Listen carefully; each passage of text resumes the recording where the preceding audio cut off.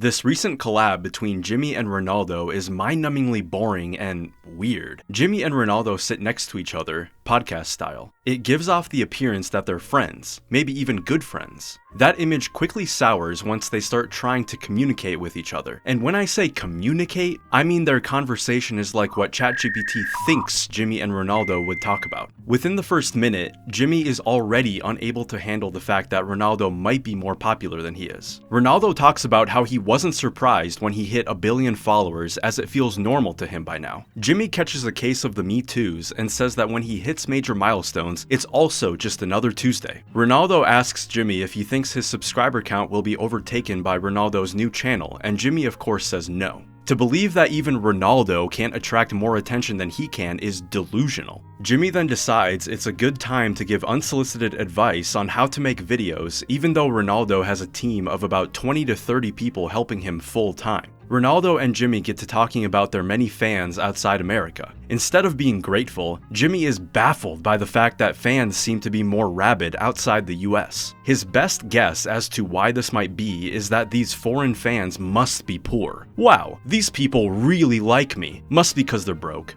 Jimmy seems to hate his fans without realizing that they're the reason he exists. I have to cut him some slack on this one though. I would be terrified of rabid 12-year-olds too. Naturally, this ChatGPT generated conversation lands on the topic of flight. Rich people have a pathological fear of commercial flight, and Jimmy isn't any different. He looks like he ate cat food when imagining what it must be like to fly with disgusting poor people. To Jimmy, everything is a money-making opportunity. The only time he can imagine being close to the common man is if he's using them for content. Jimmy gets overly excited about the idea of getting Ronaldo on a commercial plane with camera glasses to record the astonished faces of nobodies as they look upon a god in the flesh. Then, Ronaldo mentions he's about to turn 40 in a few months. What do you think is the normal response to this? Is it, congrats, or I hope you have many more years? How about, you're about to die? Almost 40. Yeah, almost 40. You're about to die. One of my favorite moments is when Jimmy shows Ronaldo some of the Mr. Beast content he's produced. Jimmy looks like a naive child showing his uncaring dad his Pokemon card collection. Jimmy realizes Ronaldo couldn't care less about Mr. Beast and looks genuinely frustrated. Jimmy has a fascinating need to be important in all situations, and when Ronaldo doesn't seem to match Jimmy's excitement about Mr. Beast content, Jimmy needs to reassure himself that no, actually, Mr. Beast is cool. He does this by reading random comments under his video like, Whenever Jimmy uploads, you know it's a good day. Maybe Ronaldo feels bad for Jimmy and half-heartedly attempts to show interest by asking Jimmy what his favorite Mr. Beast video is. And Jimmy gives the most boring answer he possibly could. Oh boy, I like them all.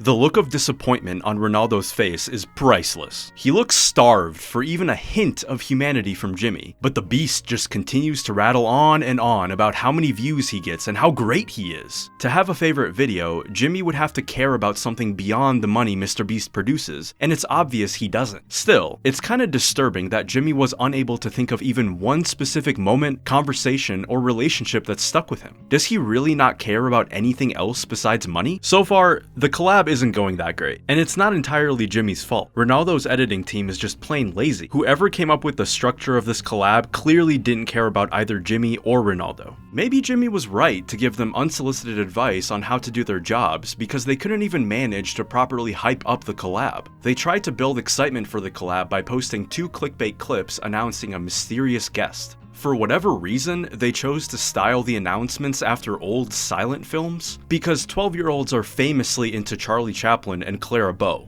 The awful dialogue is one thing, but then the dialogue doesn't even sync up with what they're actually saying. And that's because Ronaldo's team was so lazy that they repurposed old footage into this weird mashup. They had no choice but to edit the clips in the style of old silent films because they never bothered to record an actual promotion for the main event.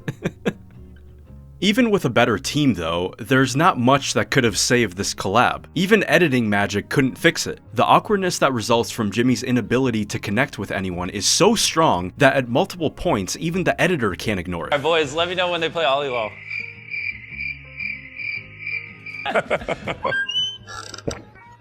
It turns out that you were cringe. Here's a guy who has everything he could ever want, but not even $1 billion can buy him charisma. It seems like the only thing Jimmy and Ronaldo have in common is a sickening amount of money, so they resort to talking about themselves. Jimmy continues to go on and on about how much people love him and his content, obviously trying to impress a less than impressed Ronaldo. Towards the end, Jimmy finally stops talking about himself and tries to connect with Ronaldo by asking him if he likes basketball. And Ronaldo says, no. Yeah.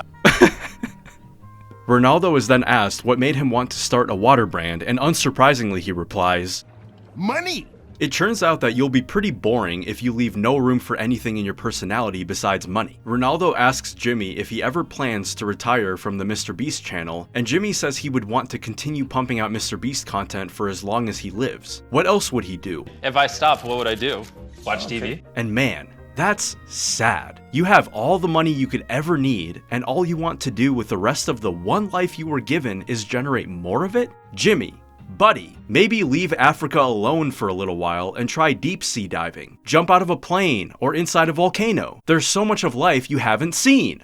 The video ends worse than it started. Ronaldo invites Jimmy to one of his games in Saudi Arabia, and Jimmy, obviously not the biggest fan of soccer or the greatest actor, tries to look enthusiastic about it but fails. I think Jimmy thought this was a shitty gift because Jimmy tells Ronaldo that if he does end up coming to a game, it better be worth his time. Ronaldo then defeatedly says, You are very welcome. I don't have any friends, so I wouldn't know, but is this how friends normally interact? Saying that Jimmy is weird isn't the most original point. What's much more interesting to me is the people who watch and adore him. Even though the video was trash, it still got millions of views. But why? This is just my opinion, but am I wrong to say there's nothing worth watching here? Many people were expecting a collab with Messi anyway. My problem isn't so much with Jimmy's lack of charisma, but with the people who watch him. How can someone so uninteresting and hollow attract such a large audience? For the collab, they could have saved themselves hours by simply filming Jimmy and Ronaldo standing shoulder to shoulder, still as statues, not saying a single word, and it would have blown up regardless. That might have actually been more enjoyable to watch now that I think about it.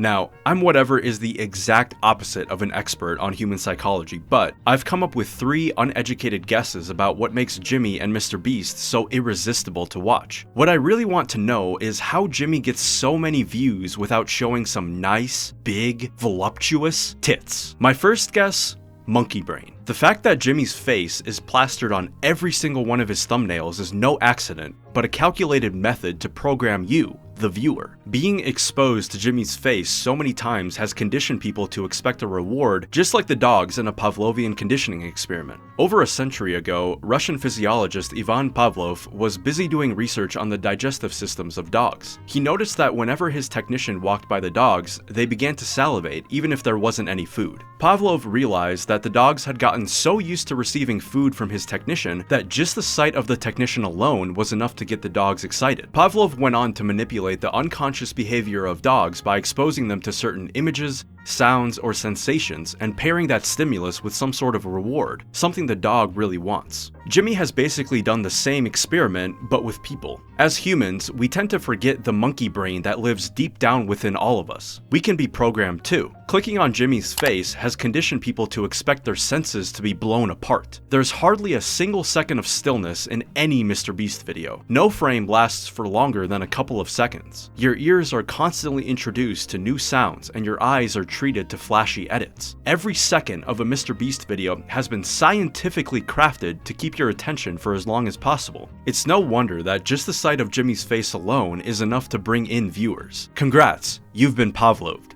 Even I put Jimmy's face in the thumbnail of this video because I knew it would attract your attention. My second guess, wish fulfillment. Whether we like to admit it or not, humans are pleasure-seeking beings. We like to feel good. Unfortunately, our fleshy prisons can't support the infinite appetite of our desires. I think people watch MrBeast for the same reason people watch mukbangs. For those who don't know, mukbang is a genre of video in which people consume giant portions of usually unhealthy food. Despite how much I want to, I can't eat 50 double mushroom Swiss burgers from Culver's without any consequences. So I do the next best thing. I watch someone else do it. Every parent who relives their childhood vicariously through their children knows how real it can feel. Mukbang fulfills our desire to stuff ourselves silly without any of the stretch marks. It lets us experience a slice of something we will never experience in real life. Mr. Beast videos are attractive for the exact same reason. 99% of us will never have the fuck you money that it takes to produce a single Mr. Beast video. So we do the next best thing. We watch someone else live life with fuck you money and imagine what we would do if we had that money. Just if.